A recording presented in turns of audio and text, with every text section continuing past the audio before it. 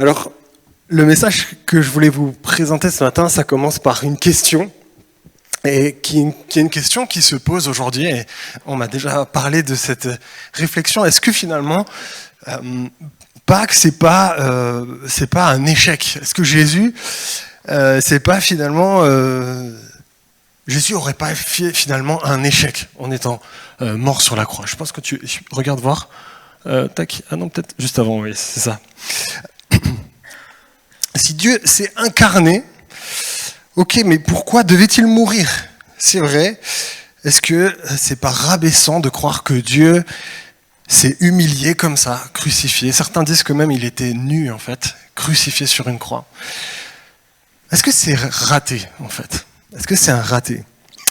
Il y a le philosophe Friedrich Nietzsche, un philosophe allemand, qui a dit que le christianisme a pris le parti de tout ce qui est faible, bas, manqué. Il est hyper intéressant, et récemment j'ai vu un youtubeur qui en reparlait. Il disait oui, en fait, Nietzsche, il voyait comme un symbole d'une morale de la faiblesse dans le christianisme, un peu de la victimisation, l'éloge du perdant. Est-ce que quand Jésus est mort sur la croix, c'était ça? Avec tout le respect que je dois à Friedrich Nietzsche, je pense qu'il n'a justement pas bien compris la portée de ce que Jésus a fait sur la croix. Ou peut-être que les chrétiens qu'il a observés ne lui ont peut-être pas montré la profondeur de ce que Jésus est en train de faire à la croix. On va voir justement un texte qui explique justement ce qu'il a fait et qu'est-ce que ça nous dit de Dieu, mais vous allez voir qu'est-ce que ça nous dit de nous. Et je crois que ce texte est tout sauf de la victimisation. On va voir un texte qui est dans Matthieu 26, et qui raconte les dernières heures de Jésus avant qu'il soit crucifié. En fait, les chefs religieux de l'époque, il y a 2000 ans de ça, Jésus était parmi le peuple juif, en Palestine, Israël. Et là, en fait, les chefs religieux étaient en colère contre Jésus. En fait, Jésus dénonçait l'hypocrisie religieuse. Et il était assez piquant. Il va aussi montrer que peut-être que là, le chemin dans lequel les religions, les chemins qu'ils ont pris, ça éloigne plus les gens que ça on les rapproche. Et ce texte que nous allons lire, en fait, il va parler de ce procès entre Jésus, les chefs religieux, et Ponce Pilate. Et en fait, c'est intéressant, les pharisiens, donc les chefs religieux, ont dit de Jésus qu'il encourageait les gens à ne pas payer l'impôt.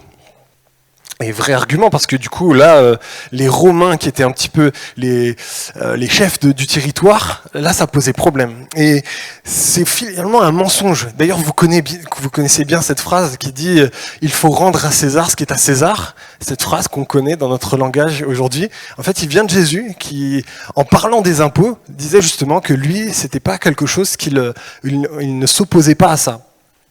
Mais là, il y a vraiment un mensonge qui est dit, on lit ça dans Luc 23 par exemple, et donc, il est accusé et il l'amène en procès vers Pilate.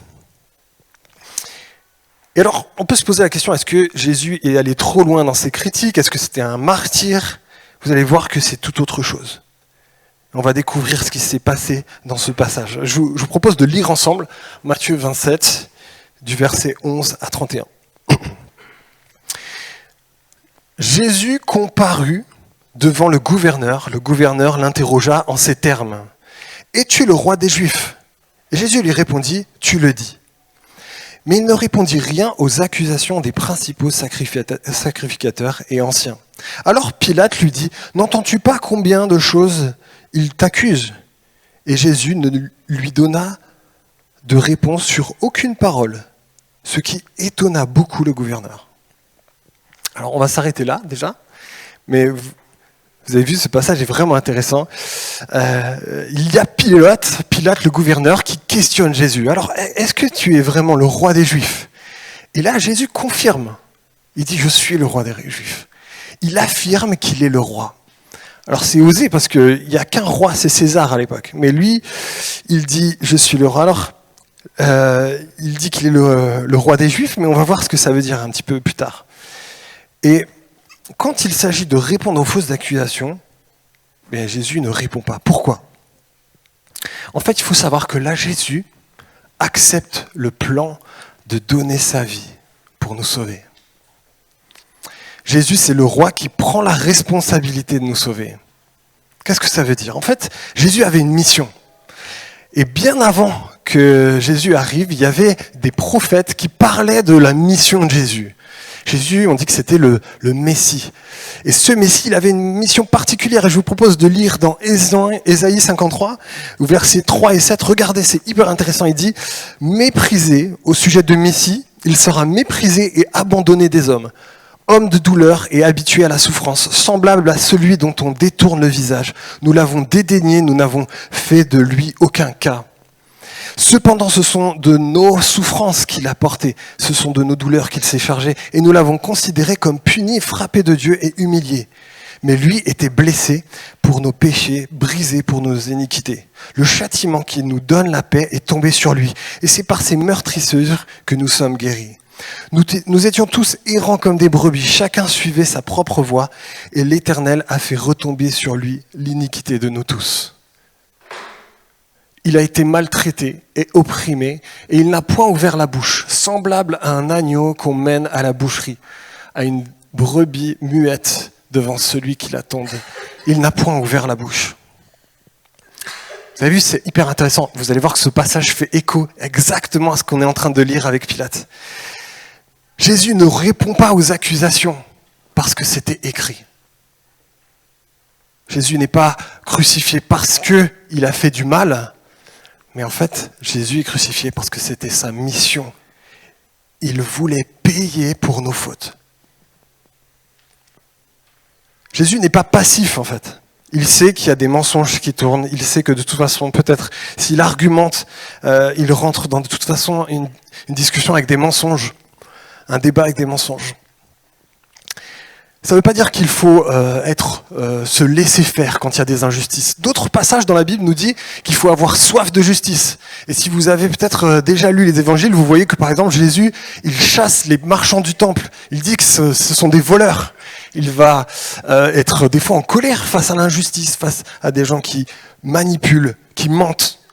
Mais ici, sa mission, c'est d'effacer les fautes. Sa mission, c'est de payer toutes les fautes que nous avons faites. Dieu est un Dieu de justice. Normalement, on devrait payer nos fautes. Le fait qu'on est rebelle à l'autorité de Dieu, peut-être le fait qu'on est autosuffisant, qu'on manque d'amour. Tout ça, c'est des fautes. Et Jésus avait un plan. Dieu avait un plan. C'était de payer nos fautes. Et c'est là ce que Jésus est en train de faire. Il ne parle pas, il est comme la prophétie l'a dit. Et remarquez, Ponce Pilate va justement continuer de discuter avec Jésus. Ça l'intrigue, ça, Ponce Pilate. On peut continuer. À chaque fête, le gouverneur avait coutume de relâcher un prisonnier, celui qui demandait la foule. Il avait alors un prisonnier fameux nommé Barabbas. Comme ils étaient assemblés, Pilate leur dit « Levez, lequel voulez-vous que je vous relâche, Barabbas ou Jésus, qu'on appelle Christ ?» Car il savait que c'était par envie qu'ils avaient livré Jésus. Hyper intéressant. Barabbas, c'est un méga criminel. Il s'est dit, Pilate, peut-être que si je mets un petit dilemme comme ça entre un méga criminel et Jésus qui a l'air pas tellement violent, peut-être qu'ils vont peut-être se calmer.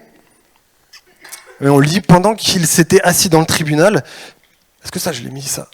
Ouais, si. Sa femme, donc à Pilate, lui fit dire qu'il n'y ait rien entre toi et ce juste, donc Jésus, car aujourd'hui j'ai beaucoup souffert en songe à cause de lui. Les principaux sacrificateurs et les anciens persuadèrent la foule de demander Barabbas et de faire périr Jésus. Et le gouverneur, prenant la parole, leur dit « Lequel des deux voulez-vous que je vous relâche ?» Il leur répondit « Barabbas ». Pilate leur dit « Mais que ferais-je donc de Jésus, qu'on appelle Christ ?» Tous répondirent « Qu'il soit crucifié ». Le gouverneur dit « Mais quel mal a-t-il fait ?» et ils crièrent encore plus fort, « Qu'il soit crucifié !» Pilate, voyant qu'il ne gagnait rien, mais que le tumulte augmentait, il prit l'eau, se lava les mains en présence de la foule et dit, « Je suis innocent du sang de ce juste. Cela vous regarde. » Et tout le peuple répondit, « Que son sang retombe sur nous et sur nos enfants. » Alors Pilate leur relâcha Barabbas et après avoir fait battre de verges Jésus, il le livra pour être crucifié. Ce passage est assez fou, je ne sais pas si vous voyez la portée, mais on va s'arrêter sur le personnage de Pilate. Pilate, c'est un personnage vraiment intéressant. En fait, on sait que Pilate, c'était un des gouverneurs romains. Il avait la mission de garder la paix dans la région donc de Jérusalem et au-delà. Et Pilate sent bien que c'est injuste, ce procès. Et sa femme, elle est tiraillée aussi par cette injustice, parce qu'elle a fait un rêve de Jésus, et elle dit, il y a quelque chose avec ce Jésus. Et elle lui dit, tu ne devrais pas te prononcer, tu ne devrais pas l'exécuter. Mais on va voir que Pilate ne prend pas ses responsabilités. Il veut plaire à tout le monde. Et ça, c'est hyper intéressant. En fait, au fond, il a le sentiment que ce n'est pas tout à fait juste ce qu'il fait. Mais il est accroché à sa réputation. Il est accroché à son métier. Il est accroché à ce que les gens pensent de lui notamment. Il est accroché à sa carrière, mais il n'écoute pas sa femme. C'est intéressant, hein? Comment ça, il n'écoute pas sa femme? C'est plus important sa carrière que sa femme. C'est plus important ce qu'on pense de lui. Et c'est hyper intéressant. Et là, il choisit de se laver les mains. C'est trop intéressant cette pratique. Il est là, il se dit, bon, il ne veut pas choisir, et il fait un truc qu'aucun Romain n'a fait. Hein. Alors il a peut-être un petit peu potassé le peuple juif, parce qu'on voit dans l'Ancien Testament, très lointain, il y a cette pratique-là, mais ou peut-être que c'est les chefs juifs qui lui ont suggéré, mais il s'est lavé les mains. Mais qu'est-ce qu'il a fait après? En fait, il a quand même condamné Jésus. C'est quand même lui le responsable. Et ce geste est dingue, quand tu te laves les mains, vous savez, c'est dire « je suis innocent ». Mais là, s'il y a un innocent dans l'histoire, c'est Jésus en fait. Lui, il ne prend pas ses responsabilités. Ne pas prendre ses responsabilités, c'est une faute. Ici, ne pas choisir, c'est choisir de toute façon. Il cherche un moyen d'esquiver, mais en fait, c'est lui qui permet quand même que Jésus soit crucifié. C'est lui qui avait la charge. Est-ce que c'est pas ce que nous essayons de faire nous aussi parfois? Nous savons qu'il y a des choses, qu'il y a des choses que nous devons faire, il y a des choses qui clochent, il y a des choses dans ce monde qui ne vont pas, et on sent qu'on devrait faire quelque chose. Il y a peut-être des choses, il nous manque du courage, mais on fait comme tout le monde. On sent la pression sociale, tout le monde fait ça. Si moi, je me mets à croire en Jésus, si moi je dis que je suis chrétien à mon boulot, qu'est-ce que les gens vont penser dans mon école?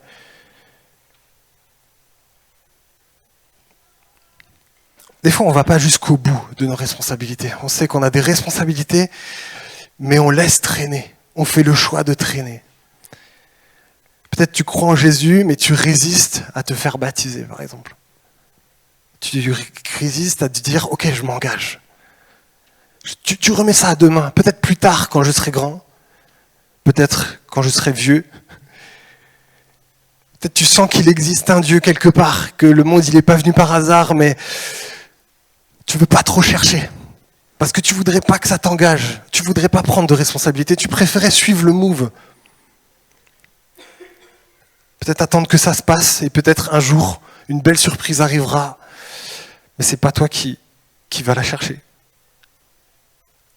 En fait, on a beau essayer de se laver les mains dans nos responsabilités. Ne rien faire, c'est choisir. Ne rien faire, c'est pas prendre sa responsabilité. Parfois, nous aussi, chrétiens, on sait qu'on doit aimer Dieu, suivre Jésus, aimer notre prochain, former des disciples, partager notre foi, mais on a d'autres préoccupations et on se dit peut-être demain je le ferai. Et Jésus nous appelle à être courageux en fait. Mais des fois, nous, on change de courage, on n'a pas ce courage-là, on fuit. Je ne sais pas si ça vous parle. Moi, ce texte, il m'a interpellé. Hein. Je travaillais, je disais, purée, tellement de fois j'ai manqué de faire ce que je sentais que Dieu m'appelait à faire. Et regardez, le contraste est fou entre Pilate et Jésus. On a d'un côté Pilate qui est inquiet, confus. Il est un peu perdu, vous voyez, il est comme toujours un peu stressé, angoissé par la vie. Qu'est-ce qui va m'arriver demain et est-ce que j'aurai encore le confort d'aujourd'hui? Il n'arrive pas à trouver la vérité. Il est relativiste. Tout le monde a raison. Donc je dois plaire à tout le monde. C'est compliqué, tu vois. Et en fait, il est confus parce qu'il ne sait pas qu'est-ce qui est vrai. Et il veut plaire à la foule. Il est lâche. Il voit un innocent devant lui et il le laisse être crucifié. Il ne prend pas ses responsabilités. Il n'est pas innocent. Il n'est pas innocent. Mais il dit le contraire. Ici, on a un début d'hypocrisie. Et Jésus, il a un comportement tout autre. Lui, il fait sa mission. Même si cette mission elle est injuste, même si ça va engendrer de la souffrance. Regardez, Jésus, il est confiant, il est assuré, stable. Il ne veut pas plaire à tout le monde, mais il veut surtout plaire à Dieu, son Père. La Bible parle d'un Dieu trinitaire, et là, Jésus fait confiance à la mission que le Père lui a donnée. Il est courageux. Il choisit de mourir pour nous tous. Il va jusqu'au bout. Regardez, il est innocent. Mais il ne cherche pas à se justifier dans tous les sens. Il sait que il est au bon endroit. Et regardez la suite, elle est incroyable la suite. Les soldats du gouverneur conduisirent Jésus dans le prétoire et ils assemblèrent autour de lui toute la cohorte, tous les soldats. Ils lui ôtèrent ses vêtements et le couvrirent d'un manteau écarlate. Ils tressèrent une couronne d'épines qu'ils posèrent sur sa tête et lui mirent un roseau dans la main droite, comme un roi qui a son sceptre. Puis, s'agenouillant devant lui, ils le rayèrent en disant « Salut le roi des Juifs !» Et ils crachèrent contre lui, prenaient le roseau et ils frappaient sur sa tête. Après s'être ainsi moqué de lui, ils lui ôtèrent le manteau, ils remirent ses vêtements et ils l'emmenèrent pour le crucifier. La scène est incroyable. Pilate, il laisse faire et on voit Jésus qui est humilié, comme c'était annoncé dans la prophétie d'Ésaïe, 700 ans avant. C'est assez impressionnant comment tout s'accomplit à ce moment-là. Et regardez, Jésus est le roi ici qui paye la dette de nos fautes. Vraiment, il le fait concrètement. Et les soldats romains, en fait, ils tournent Jésus en ridicule, ils se moquent de lui. En fait, ils le déguisent en roi. Mais ils lui mettent un manteau et ils font un faux hommage. Et ils s'amusent en fait avec lui. Mais ils ne se rendent pas compte que ce qu'ils sont en train de faire, c'est ce qu'il est réellement. Il est vraiment le roi. Mais pas un roi comme les autres. Nous pensons souvent qu'un roi, c'est quelqu'un qui a beaucoup de richesse, de puissance, qui est confortable dans son trône, dans son palais royal. Mais ici, Jésus, c'est un roi qui est différent de tout ce qu'on connaît de tous les rois. Dans Romains 5, au verset 8, il est dit que « Mais Dieu prouve son amour envers nous en ce que, lorsque nous étions encore pécheurs, Christ est mort pour nous. » Voilà le roi de la Bible. C'est ce Jésus qui paye nos fautes, un roi qui descend de son trône, qui vient jusqu'à nous, qui ramasse la poussière pour nous, pour effacer notre rébellion, notre péché, notre manque d'amour, notre manque de courage, notre silence quand on a dû prendre nos responsabilités. Et là, regardez, non, on ne parle pas d'un christianisme qui fait l'éloge de la lâcheté et de la victimisation, comme Nietzsche pouvait le sous-entendre. Ici, on voit bien que le christianisme fait l'éloge d'un Dieu courageux, et tellement courageux qu'il est plein d'amour, qui donne sa vie pour ses ennemis. Le texte dit ça. Alors que nous étions encore pécheurs, et alors que les gens sont en train de le frapper, Jésus, il les aime et il veut les sauver, il veut les pardonner, il veut pardonner ses bourreaux. Il paye notre faute. Et en fait, il montre qu'il aime ses ennemis. Voilà le Dieu le plus courageux que j'ai jamais vu. Moi qui a transformé ma vie. Je ne sais pas si vous réalisez ce que ça veut dire. Dieu, il aime ses ennemis vraiment. C'est le seul à faire ça. Nous, on est prêts à aimer des gens qui sont aimables. Mais vos ennemis, est-ce que vous pouvez donner votre vie pour vos ennemis ? Ça, c'est l'amour sacrificiel. C'est celle qui donne sans condition. Et regardez, ce qui est fou, c'est ce moment où les soldats mettent une couronne d'épines sur sa tête, ça fait saigner sa tête. Et le théologien Don Carson dit un truc très fort, il dit qu'ici, il y a un signe fort de Genèse 3. Il était dit que la malédiction de l'humanité qui s'est éloignée de Dieu a donné à ce monde des épines. C'est un symbole très fort ici, parce que la couronne, qui est la couronne d'épines, symbolise la couronne de notre péché. Il porte notre péché, Jésus. Symboliquement, c'est une couronne qui représente notre péché, notre rébellion. Jésus va être crucifié à mort, une mort atroce.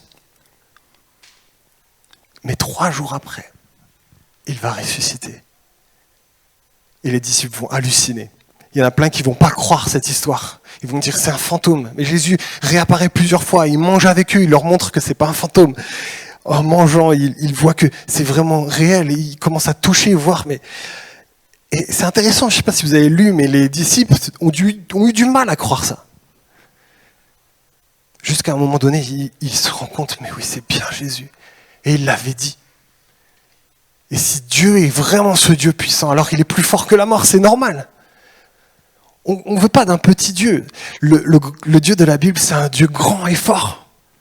Et je sais que ça paraît fou, mais si Dieu est vraiment Dieu, alors ça paraît assez logique qu'il est plus fort que la mort. Et regardez la fin, on va finir avec ça, mais le passage est fou à ce moment-là, je trouve aussi encore. On finit l'évangile de Matthieu. Il a été donc crucifié, il est ressuscité, il s'est révélé. Et là, les 11 disciples allèrent en Galilée, sur la montagne que Jésus leur avait désignée. Quand ils le virent, ils se prosternèrent devant lui, mais quelques-uns eurent des doutes. Quelques-uns eurent des doutes. Jésus s'approcha et leur dit, « Tout pouvoir m'a été donné dans le ciel et sur la terre. Allez donc auprès des gens de toutes les nations, faites d'eux mes disciples, baptisez-les au nom du Père, du Fils et du Saint-Esprit, et enseignez-leur à pratiquer tout ce que je vous ai commandé. Et sachez-le, je vais être avec vous tous les jours jusqu'à la fin du monde. » C'est la fin de l'évangile et elle est incroyable. Elle finit encore sur ce roi qui n'est pas comme les autres. Jésus rappelle à ses disciples, ils sont là, ils ont encore des doutes. Ils sont fébriles, les disciples. Et moi, ça me touche parce qu'en fait, je me sens fébrile bien souvent devant mes responsabilités. Là, Jésus s'apprête à leur donner une méga responsabilité. Faire de toutes les nations, de témoigner de Jésus partout dans le monde. Ces 12 pauvres gars, c'est pas des gars qui ont fait des grandes études, c'est 12 paumés. Jésus leur dit, les gars, je sais vos doutes, mais c'est pas vous qui allez y arriver. C'est moi qui a tout pouvoir. Et je serai avec vous. C'est juste incroyable. Tout pouvoir a été donné. Jésus est le roi tout-puissant qui comble nos faiblesses. Si tu as peur de témoigner de ta foi dans ton école, dans ton travail, tu peux être rassuré, Dieu va t'aider. Dieu est tout-puissant. C'est lui qui est courageux. Dieu ne nous appelle pas à la victimisation. Vous avez vu, là, il va rendre les disciples courageux. Et ce qui est incroyable, c'est que le christianisme des 300 premières années s'est déployé dans la persécution. Il n'y a pas eu un christianisme qui s'est propagé par un effet conquérant, par des guerres. C'est une croissance folle de gens qui ont aimé leur prochain. Il y a une histoire qui raconte que les premiers chrétiens, alors qu'il y avait la lèpre qui se répandait, des maladies, c'était les chrétiens qui restaient là à prendre soin des malades. C'était les mecs les plus courageux. Ils chopaient eux-mêmes leurs maladies, les maladies des gens, mais ils prenaient soin des pauvres. Il y a des écrits qui racontent que les premiers chrétiens, c'était des fous, c'était des gens hyper courageux. Dieu ne nous appelle pas à la victimisation, justement. Il nous appelle à reconnaître nos faiblesses et à nous prosterner devant Jésus en disant « Jésus, j'ai besoin de toi parce que c'est toi qui es tout-puissant. »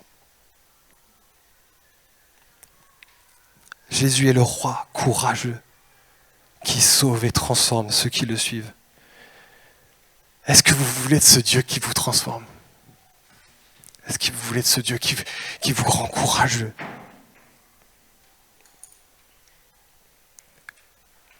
Est-ce que qu'est-ce que tu réponds à cet appel de Jésus? Ce matin, on est là. Jésus te demande, est-ce que tu veux me suivre? Est-ce que tu es prêt à même souffrir pour me suivre? À faire des trucs difficiles?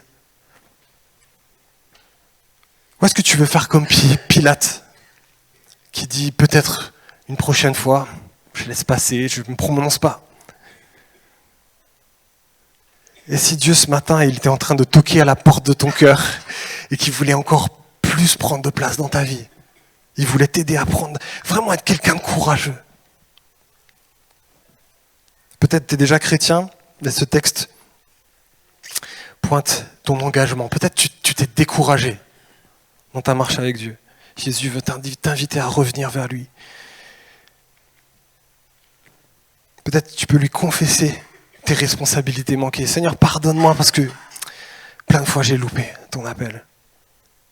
Peut-être tu as manqué d'amour pour ta famille, pour ta femme, pour ton homme. Tu as manqué d'amour pour ton prochain. Et tu t'es laissé aller. Ce matin, j'aimerais vraiment t'encourager. Reviens à Jésus. Reviens à Jésus. Nous avons besoin de lui. Et c'est peut-être le premier acte courageux. C'est dire, je reconnais que je suis perdu sans ton aide, Jésus. Je vous invite à prier.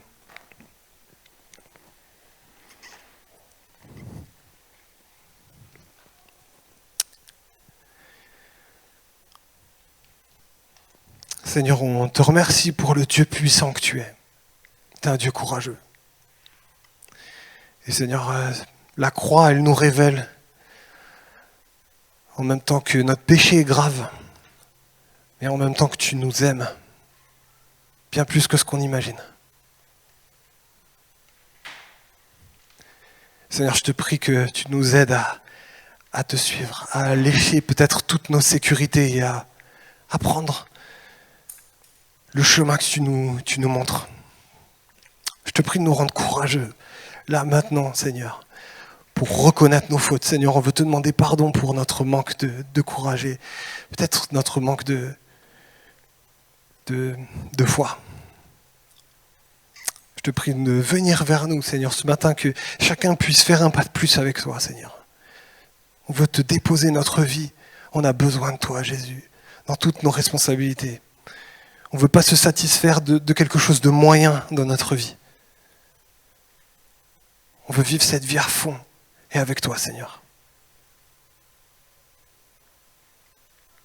Je te prie, chacun de nous aider là où tu es. Et s'il y a quelqu'un, Seigneur, qui est là, qui veut s'abandonner à toi, je te prie de te montrer à lui, Seigneur, qu'il puisse avoir la liberté de s'abandonner, de te faire confiance. Tu nous as montré que tu es un Dieu qui est digne de confiance, qui tient ses promesses. Aide chacun à te faire confiance, Jésus. Amen.